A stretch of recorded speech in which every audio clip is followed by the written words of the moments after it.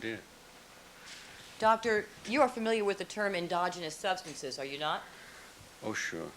And that means that we have in our bodies certain low levels of chemicals which, if given to us in very high doses, would kill us, correct? No.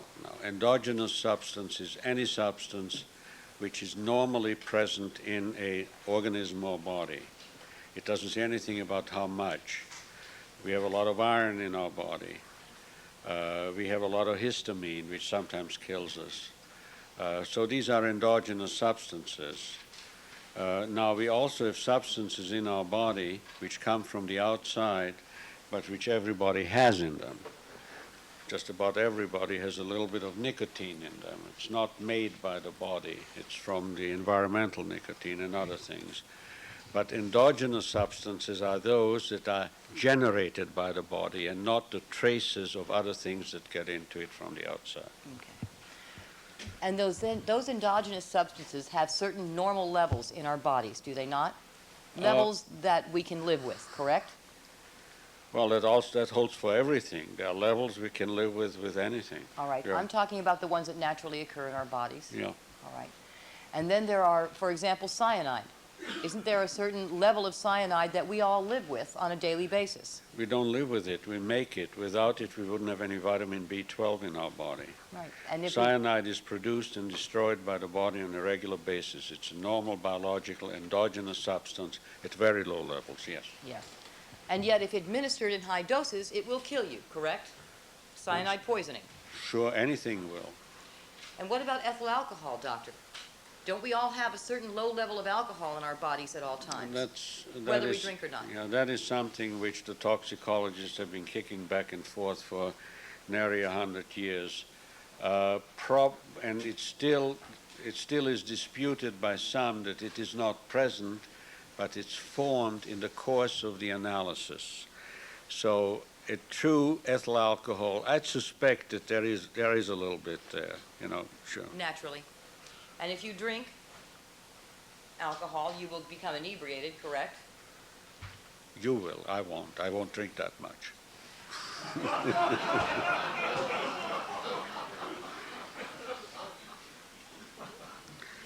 Assuming anyone drinks a great deal, doctor. A great deal, sure.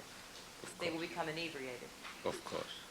You would, and I would, correct? Oh, yes. Eventually, if I drank enough. And if you drink enough, it will kill you. Isn't that correct? If you drink too much, it'll kill you, yes. It can, and it often does. Now, as opposed to that, there are subjects or items that we ingest on a daily basis, correct? Yes. And some of those items will enter our bloodstream. Isn't that correct? Yes. Excuse me, Doctor, why don't you pull the microphone just a little closer, please? Great, perfect. Thank you, sir. Now, you testified earlier today, sir, that EDTA is a preservative used for food, correct? Not so much a preservative as a substance to safekeep color of food, flavor of food, some degree of preservation, but most of its uses in food are for aesthetic purposes. Now, you discussed this subject with Agent Martz about a week ago, isn't that correct? Yeah. And when you discussed it with him initially, you did not know EDTA was still being used in food, did you? Well, it's not that I didn't know that it was still being used in food, but that the latest thing that I read was that the only authorized deliberate addition to food is an incidental addition which occurs when adhesives such as labels are used that have EDTA in them. And I said, aha, they have taken EDTA totally out of the food. And then Agent Martz showed me something that's from, I think, 93. I'm not sure. That means the actual regulation is from 1993, which gave a list of substances. As a matter of fact, I told him I think it's still used in pickles. But apparently it's used in a lot of other things. At least it was at the time at which that regulation was made.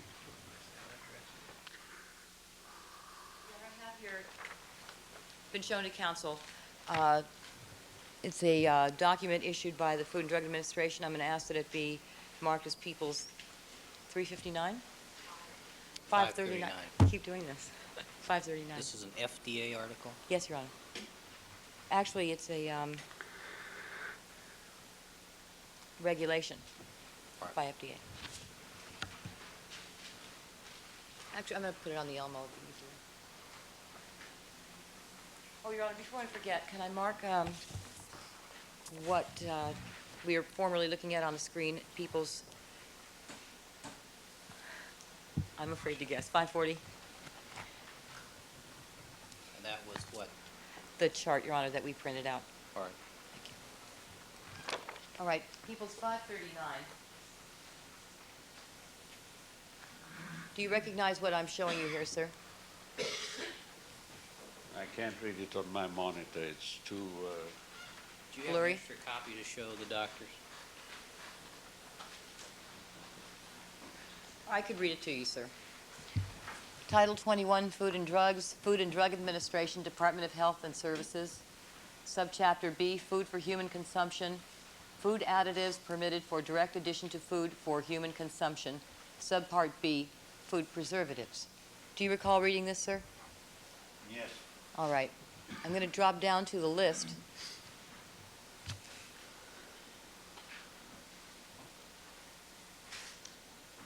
And do you recognize seeing the items listed here? Yes. Yes. And these are items in which there's a certain maximum level of EDTA permitted. Yes. All right. And you have things such as canned carbonated soft drinks, Yes. and you have, move down a bit more. French dressing and mayonnaise at the bottom of the list, sir. Yes. And you have dressings non-standardized in the middle there with the number 75 after it. Yes. Next page.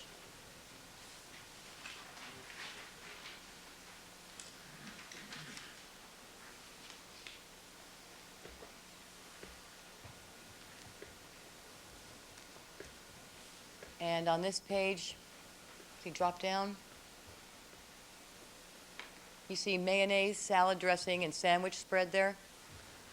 I can see the names, but I But not don't the see numbers. the PPMs. Can you move it over so we can see Move that? it over to the left. Right, okay. Yes. And that shows how many parts per million are allowed as a maximum in those items, correct? Yes.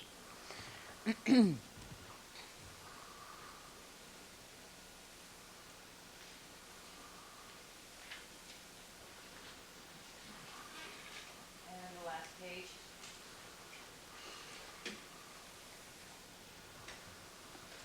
And on this, it has dressings, non-standardized French dressing, and frozen white potatoes, including cut potatoes. Do you see that item, sir?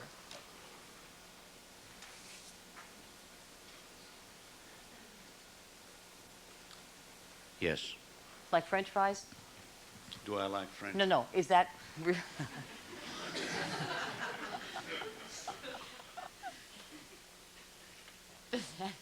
Look, I don't know whether it's French fries. Cut potatoes could be cubes or anything. It may be. You mean whether it's cut into strips? Right. I Frozen? I don't know. they have frozen white potatoes, including cut potatoes. Does that seem to refer to what could be French fries, sir? Could be. I'm not an expert. I really don't know. All right. And we have here mayonnaise, salad dressing, sandwich spread, and sauces. Right. Whole lot of things there. And ready-to-eat cereal products. Right. All right. So people can potentially be eating EDTA every day. Probably they are, and I know they have been for many years. I thought it was taken out of the food for some reason. I haven't followed that story, but that was my impression from what I saw in one of the National Library of Medicine publications. And are you aware that it has been estimated that people ingest as much as 50 milligrams a day of EDTA in the food we eat?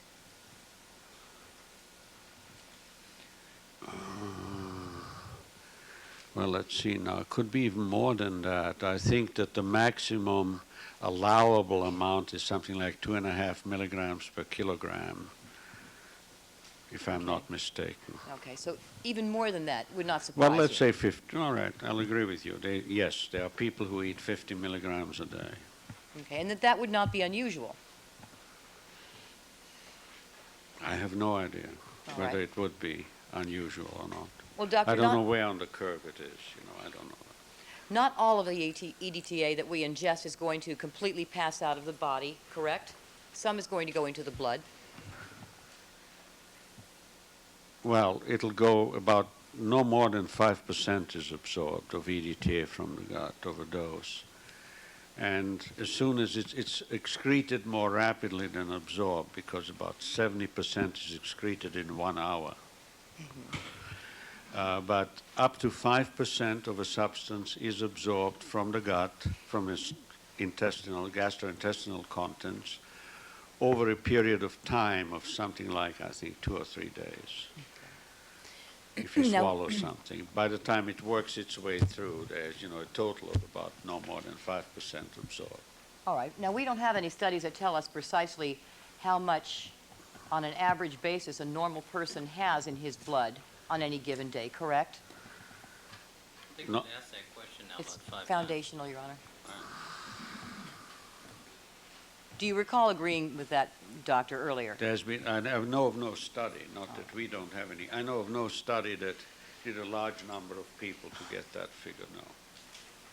And we do know that everybody eats foods that probably contain EDTA on a daily basis. Probably, yeah. Now, given all of those facts, sir, it would not be surprising if some level of EDTA were to be found in a normal person's blood, such as Agent Mars, correct? I'm sure there's some, I'm reasonably sure there's a little bit there, but minute traces only. I have a chart, Your Honor. I'd ask you to mark People's 541. 541.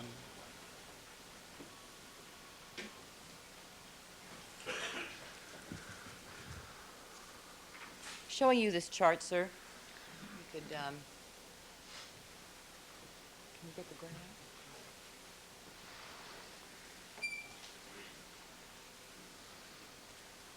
Have you seen this before? Hold on a moment. I think you need to back out just a little for the... I can't read it on my monitor. Okay, let me help you because the writing is But small. maybe you can tell me from the left. Yes, from the 1, left. 2, 3, 4. What's the one next to the big piece? What does it say under that? Let me read them all to you, sir. Let's start from left to right as you face it. All right? Yeah, sure. K65C. I can read it. If you All right. enlarge it that much, I can read it perfectly well. Yeah. All right. Keep moving it to the left now. K65C is the dress that Right. Nicole was wearing. Right. That shows some amount of EDTA, correct? An amount, yes. The All right. swatch that was analyzed had an amount of EDTA. And that certain amount of EDTA, would you agree would be attributable to the manufacturing process in which they added it for some... I don't know what it's due to, whether it's detergent, manufacturing, or what. I just don't know. But it could be from any number of sources. Fabric can contain EDTA from the laundry, from the manufacturing, and from other sources too. Mayonnaise. All right. And now the next entry, K65, the dress, that is the swatch containing Nicole Brown's blood. And you just testified, sir, that that was substantially higher than the measurement of the cloth of her dress that did not have her blood on it. The picture makes it substantially higher. You can see that the riser is substantially higher on the 65 than on the 65C, enough so that you can tell the difference with the naked eye without measuring. Would it be your testimony, sir, that the interpretation of that greater amount shown for the portion of her dress that has her blood on it is that the blood that has been typed as Nicole Brown's blood on her own dress is her preserved blood? No, I wouldn't say that, because remember that the way these analyses were done, you really have no idea of how much sample you have to start with. So you might have twice as much on the K65 to start with blood that you actually start pushing through the machine than you have in the K65C. So all I said is that this one's more than this in quantity. I don't think you can say anything about concentration because you don't know how much blood was used to start with for the analysis. There's no way of telling. Let's pull it out. Show the whole chart. All right, after the two dress items, you have the gate, the sock, and Agent Martz's own unpreserved blood. That's You correct. see those? Mm-hmm. Then the two big blocks on the right-hand side of the screen as you face it are the reference blood samples of the defendant and Nicole Brown. You're aware of that?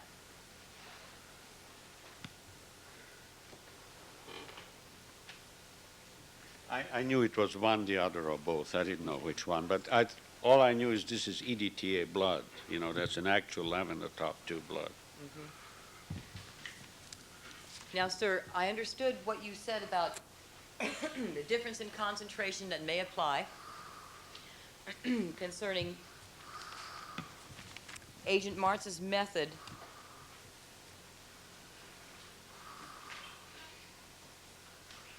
of cutting the samples in this testing that he did.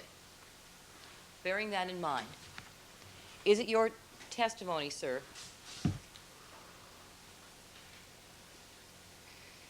we'll strike that. Would you agree, would you not, sir, that looking at this chart, the levels, the difference between the level of EDTA shown in the reference bloods and all the others, Agent Martz's and all the evidence blood, is very dramatic? Yes, the quantities shown are very dramatically different, as much as, what? Can you move it a little to the right so I can see the numbers along the ordinate, along up and down? Sure. 9. That's all right. No, no, back out. That's fine.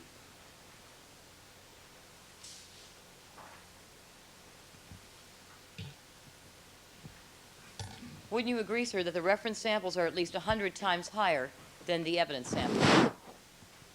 Then some of them, yes, not 100 times higher than the dress, but probably about 100 times more. Not, you know, higher smacks of concentration, but they are more.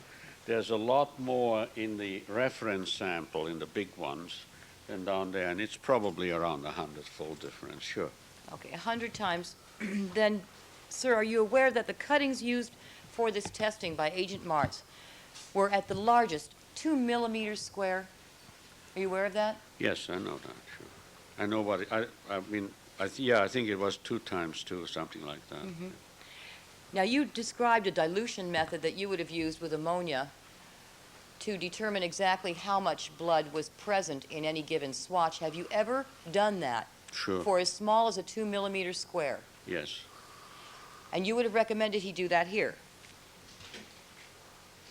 I don't recommend. That's what I would do, as I would determine, get a good estimate, spectrophotometric estimate. In this case, I would not go for iron and the other things because that would take up sample. But I could take that little swatch into 25 microliters of slightly ammoniated blood and shake it for several hours or whatever. Then transfer it to another vial and do the same thing. And then the first thing I would do is to take each one of the recovered fluids, put it in a spectrophotometric microcell, and obtain a spectrum which goes through the ultraviolet, the so-called Sorey band, to where hemoglobin or hematine absorb, and get an estimate against standards of how much hemoglobin is there in that 25 microliters, how much hemoglobin is in the second 25 microliters, and perhaps a third and a fourth. You know, keep washing till it's negative. If there's so little that I say, gee whiz, I may be able to do my analysis, but I'd have to use all of that. So I'd bring it all back together and concentrate it, which is fairly simple. You simply freeze dry it, and then take the whole thing up in an amount that I need to inject and inject it. And then I would know that I started out with so many micrograms or milligrams of hemoglobin or of blood protein, and I'm getting a picture, and then I can talk about concentration. Now that little square, that could be any amount of blood that's on there, anything from a nanogram to a microgram, maybe even a milligram, I don't know. But the point is that there's no way, nowhere, anything that gives me even an idea of how big the sample is. And if this is 2 drops, the EDTA blood, which is 2 drops is about 50 microliters, and if that swatch down there gives me, instead of 50 microliters of blood, gives me Well, excuse me, a Doctor. nanoliter of blood, then, of course you find less. I hate to interrupt, but this has gotten very non-responsive. Let me ask you another question. Sustained. Doctor, assume for a moment the following hypothetical. That Agent Martz made an effort in all cases to use a larger amount of sample of the evidence stains than of the reference stains. And that in each and every case when he made a cutting, he made the cuttings of the evidence larger than the cuttings of the reference sample. And by that I mean not just a big piece of cloth, but more blood in each and every case. I beg your pardon, I thought that you mean the reference stain that he created? What do you mean by reference stain? Dr. Rieders, assume for a moment that Agent Martz took a larger area of blood for the reference stain than he did for any of the swatches created from the reference sample for his testing as to each and every evidence stain. Do you understand No, what I'm saying? I don't. I honestly don't understand what you're saying. That's not in evidence. I think that was done. I want you to assume as a hypothetical that Agent Martz followed the following procedure. That he took the evidence of the sock and a swatch of the gate stain, and with respect to every time he tested evidence versus reference, he made sure that the evidence stains were larger than the reference stains in order to compensate for any imprecision. I still don't know. What do you mean I'm not- reference stain? I'm talking about blood from the EDTA tube, Doctor. He took more blood, more sample, more OJ blood, sock blood from the sock stain than he took EDTA blood out of the tube. Correct. How does he know that? Doctor- He doesn't know how much blood there was on the sock sample that he took. Doctor, I'm asking you to assume the hypothetical. I'm not done. Okay? Assume that he cut a larger evidence stain from the Right. sock and from the gate stain than he did from the swatch created for the evidence samples. for Okay, the reference now I samples, understand. All right? Okay, I can That's your understand. hypothetical. Yeah. Given that fact,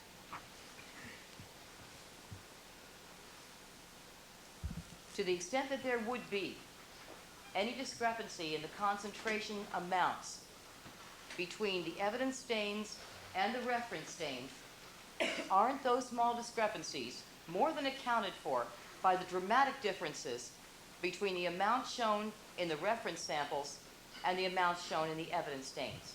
No, because all he did, he cut an area out of the sock, and he doesn't give a clue of how much blood was in there. He took a swatch that had been wiped on the gate, and he cut a piece out, and he doesn't have a clue how much blood there is in that, what he cut out. He has not measured it. He doesn't have a clue whether it's a microliter, a nanoliter, or what. Doctor, these are 2 millimeter squares, are they not? Right. And the differences between the reference sample and the evidence samples are 100 times as great. Isn't that correct? Yeah. And it is your testimony, then, you're telling us that whatever discrepancies in concentration may exist by a small difference in the size of the cuttings or the concentration is not well compensated for in the amount, the dramatic difference between the amounts in the reference and the evidence stains? You have no, it isn't, because you don't have a clue of how much blood is on that sample square of 2 square millimeters. You just don't know. You haven't made any measurements. You extract it, you get a little bit of blood out.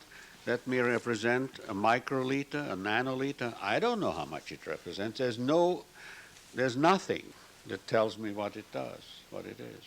You can't go by the area because one is a swab, and the other one is you don't know how many drops of blood or what were put on that sock or fell on that sock or whatever you have.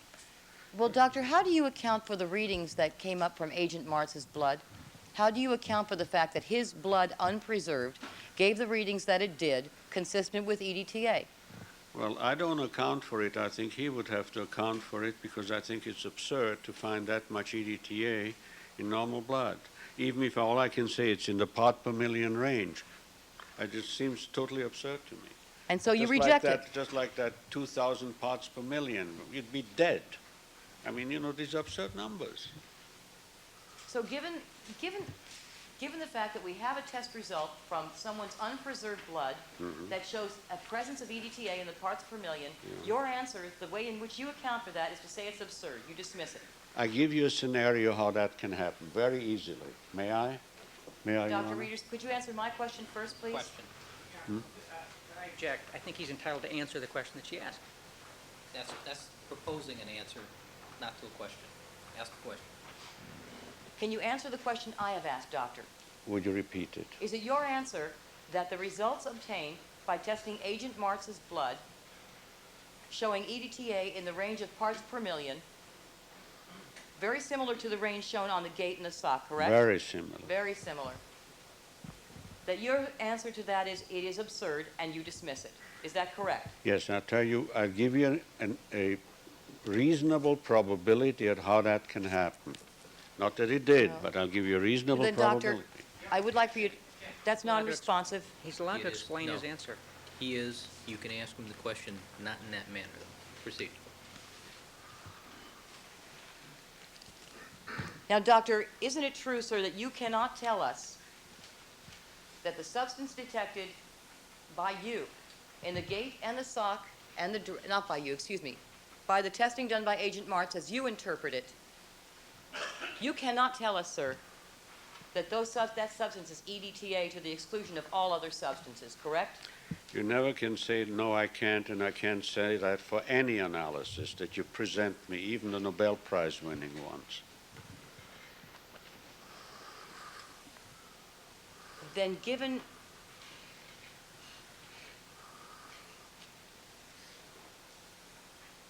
considering the EDTA results that Agent Martz got on his unpreserved blood, sir, is it your opinion that the bloodstains on the sock and the gate had to have come from the preserved blood to the exclusion of all other sources?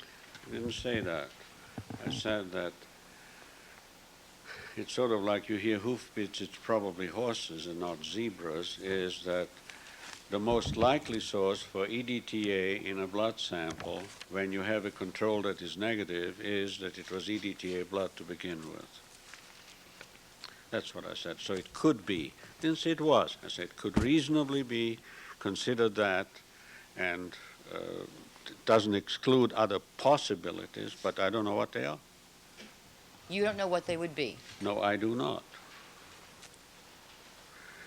I deny that there's any reasonable probability that it could be from food or from the normal level of EDTA in the blood of a person. Even though you also realize that there is no study indicating what that normal level would be.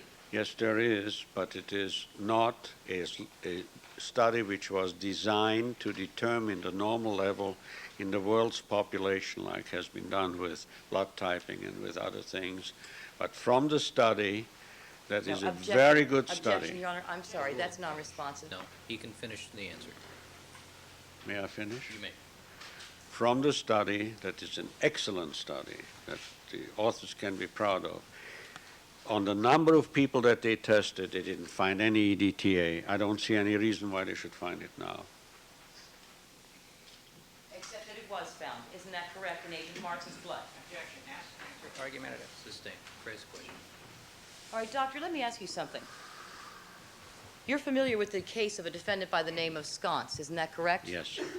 And you were, in that case, sir, retained by the Ventura County District Attorney's Office, were you not? I thought it was the Los Angeles County District Attorney, Mr. Giss. Wasn't he from here? Dr. Rieders, can you answer my question? As far as I recall, it was Los Angeles County. Do you recall working with a district attorney by the name of Denos? No, Giss is the one that I remember. And you remember that Mr. Giss was a member of the District Attorney's Office of Los Angeles County, correct? That's my recollection. And do you recall testifying in a courthouse in Ventura County? Yeah, that's right. And in that case, sir, you were told that there was a question as to whether the decedent had been murdered by the means of oleandrin poisoning, correct? Oleander or oleandrin, yes. And was it your understanding at the time, sir, that no one had been charged with the murder pending your determination as to whether or not the victim had been poisoned to death? Objection. Sustained.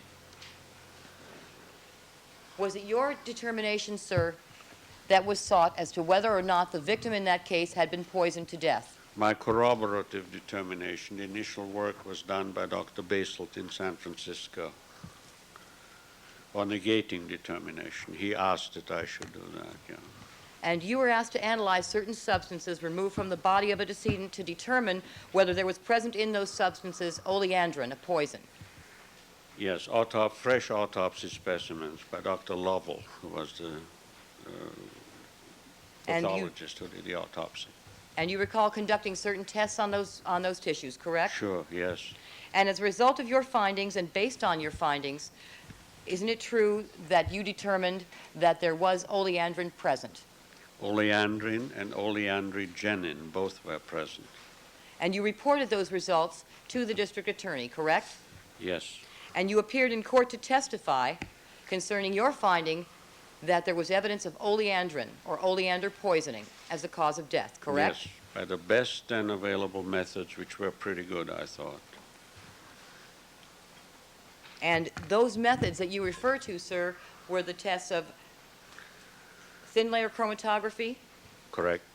fluorescence spectrophotometry, Yes, and radioimmunoassay, correct? that's correct. And as a result of all of that, you testified at the preliminary hearing for murder in that case that the thin layer chromatography test gave you results that were consistent with and corroborative of the results obtained by another, Dr. Baselt, whom you referred to here, which showed the presence of a substance with all the characteristics of oleandrin and not the characteristics of many, many other substances. Do you recall giving such testimony, sir? The words no, but the content yes. And if I were to read those words to you from the transcript, sir, would it refresh your memory as to whether or not those were the words you used? More so than just a quote from them, yes.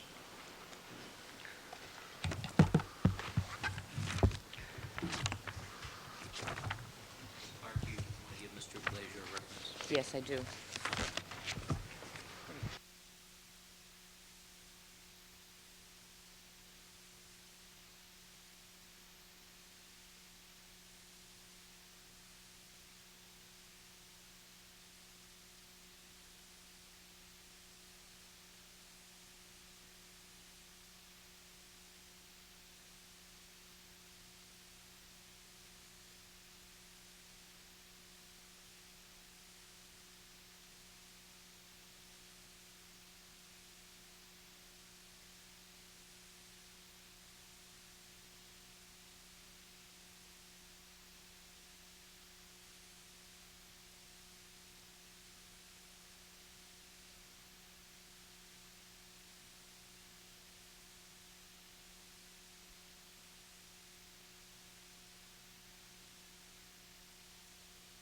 Sir, I'm showing you page 828 of the preliminary hearing.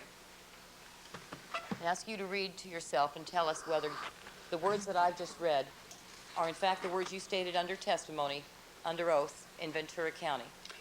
Well, Ms. Clark, I don't remember the words you said, but if you allow me to read it out loud, then I'll agree that that is what I said and is in the transcript. Please Is that do. all right? That's fine.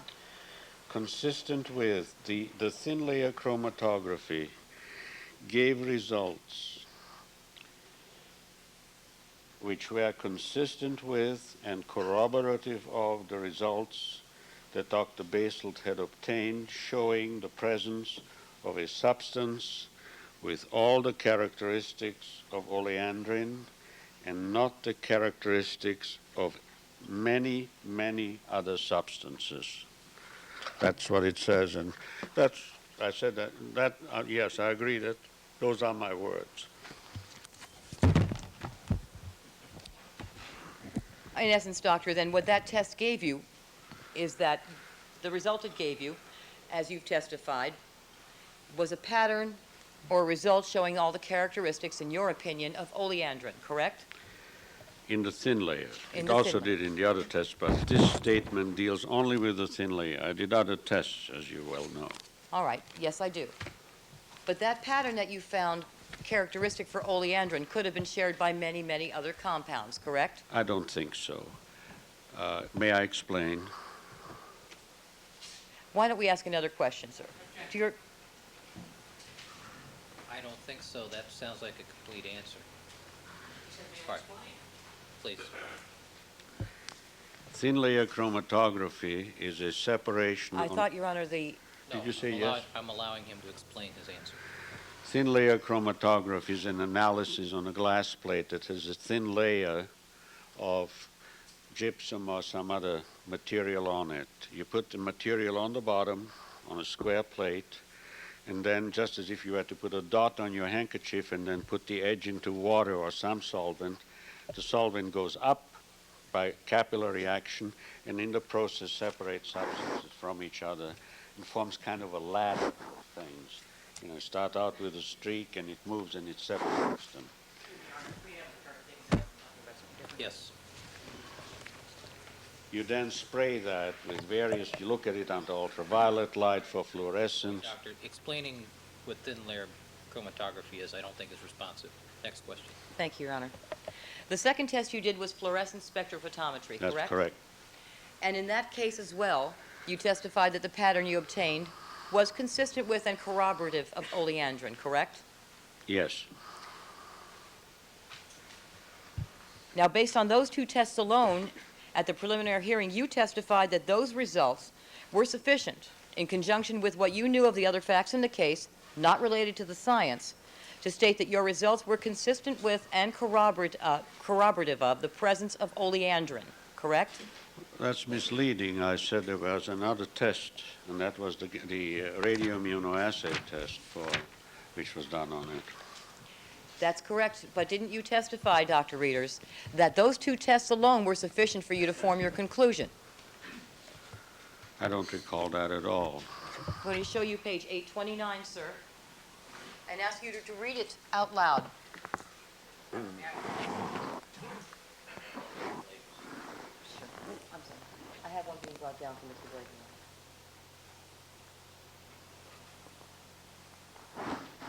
May I go back just to read the whole thing?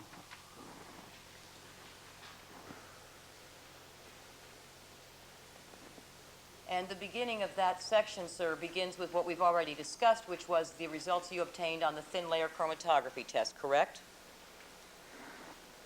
That's on this page. Is there Yes, anything? that's just before, and then it goes over to Okay. page 829, doesn't it? Right. And do you Now, recall? let me please.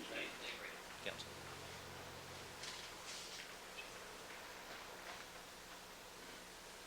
Yeah, that's what I said. Let me read it. Please do. And also fluorescence pattern, which were consistent with that and corroborative of oleandrin. So thin layer and fluorescence spectrophotometry. In my opinion, Wait, and you skipped the words, doctor. and these two together, in my opinion, were really enough in conjunction with the history, particularly to corroborate the findings of oleandrin in this case. Then you did so testify, as I've already indicated. Is that correct? I testified that these two findings were really enough in conjunction with the history to call this an oleandrin poisoning case. They were really enough, but you would agree, would you not, sir, that those findings may also have been consistent with other compounds? I couldn't think of any, I couldn't find any. The pattern and thin layer and the color reactions are very characteristic of oleandrin and oleandrogenin, especially since you have both there. All right. And then you did a third test called the radioimmunoassay test, correct? That's correct. And you basically corroborated again the presence of oleandrin with that test. Is that correct, sir? In conjunction with the other tests, yes. And with the history, yes. All right. And in essence, then, what you said that was that you had patterns with each of these three tests consistent with oleandrin, correct? Yes. And those results caused you to conclude, sir, to a high degree of scientific certainty that this was, in fact, oleandrin. And oleandrogenin, the two components of oleander And in- poisoning. I mean, oleandrogenin is really the thing that you get when oleandrin breaks down a little bit. Not much, but cracks into two parts. And those results, as you testified at the preliminary hearing, sir, do you recall testifying the chances that a substance has all the properties in all three tests in common and is in actuality another substance from experience are so extremely remote that one then has a very high degree of scientific certainty that if one says that this is oleandrin, in fact it is? That's what I said, yes. 100% never. For 100%, you go to the seminary because that depends on faith. Science is never 100%. It is statistical and it is reasonably certain the chances are remote. And if you want to go over into the area of, in that area, the hand of Almighty God can make anything happen, so possibilities, of course, are there. But it's a high degree of reasonable scientific certainty, and the operative word is reasonable. A scientist goes by reason and not by feeling. Do you recall giving that testimony, sir? Yes.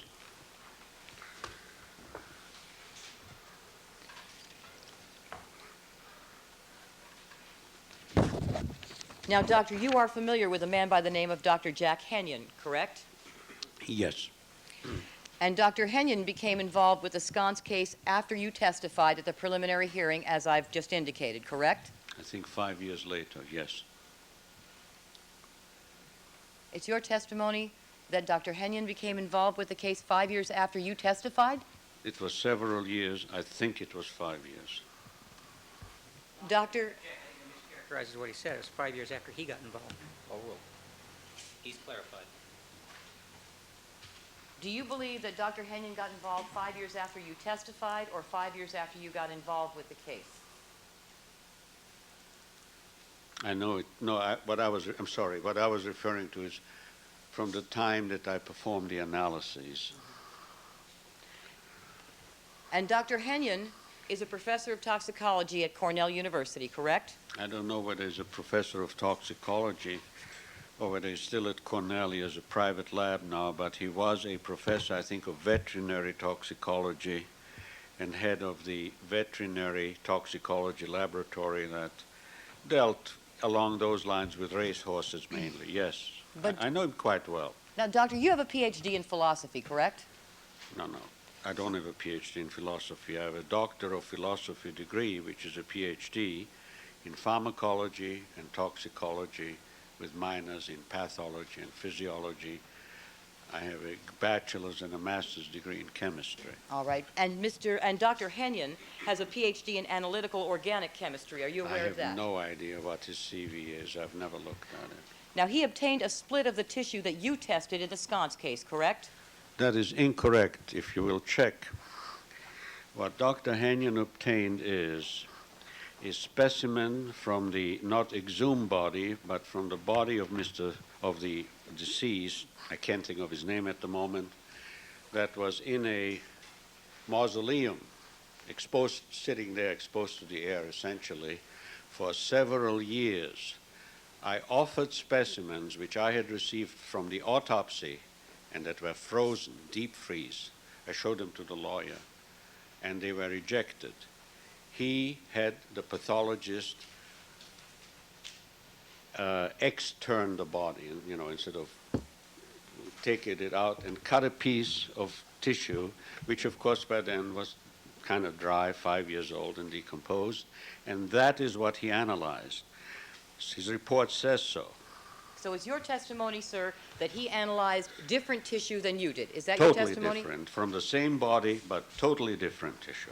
But the tests that he ran on the same victim that you ran your tests on revealed that the oleandrin you found was not present. Isn't No. that correct? Absolutely, that's misleading. No, it was not. Isn't it true, Dr. Rieders, that Dr. Henyon ran tests on the tissue he received from the body of the same victim, and that he determined using his tests that were more sophisticated than yours, that oleandrin was not present? Isn't that true? Jack, this is not proper impeachment. They're two different tissue samples. It's the same. All right, council, at this point, we're going to take our recess for the afternoon. Ladies and gentlemen, please remember all of my admonitions to you. Don't discuss the case amongst yourselves, form any opinions about the case, don't conduct any deliberations until the matter has been submitted to you, and don't allow anybody to communicate with you with regard to the case. As far as the jury is concerned, we'll stand in recess